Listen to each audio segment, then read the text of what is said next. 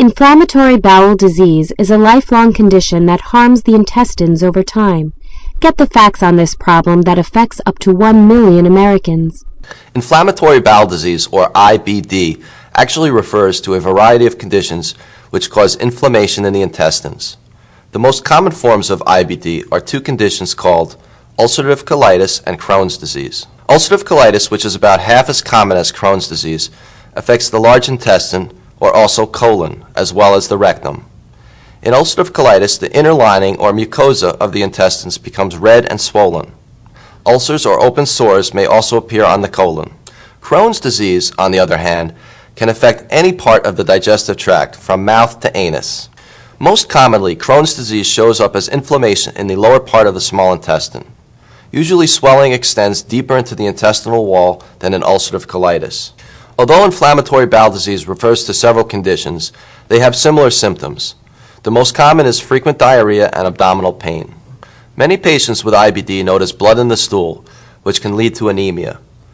Other signs of IBD include weight loss, fever, chills, and fatigue.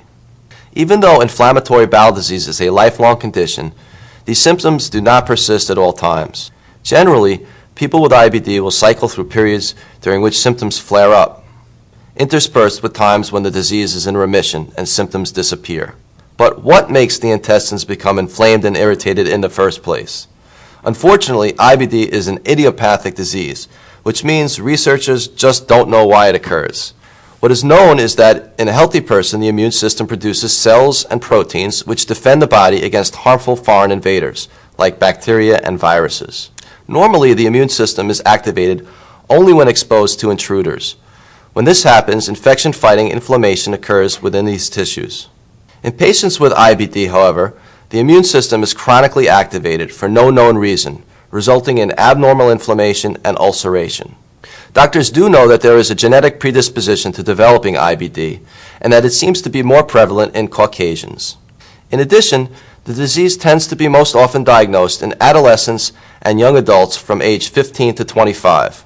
Infrequently, patients with IBD can go on to develop more severe diseases like colon cancer. That's why people with IBD should be under a doctor's care. Inflammatory bowel disease can be frustrating and embarrassing, but the good news is that treatments are available to ease the severity and frequency of symptoms. Please speak with your doctor if you have concerns about IBD.